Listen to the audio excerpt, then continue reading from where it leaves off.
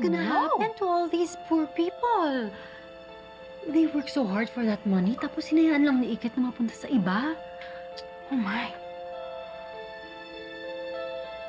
Mahal, I hate to say this, ha? Pero pasaway talaga yung anak mo, eh. I mean, inuuna niya pa yung kalandian niya with that afam. Hindi na niya inisip ang kapakanan ng mga nakakaawang tumagat. And if I remember right, di ba? Yes?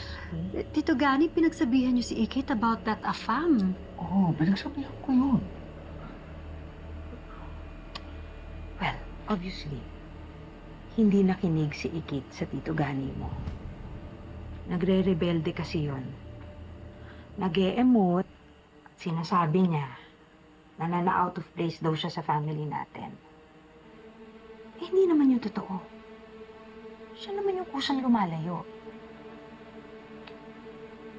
Mahal, kausapin mo yung anak mo, ha?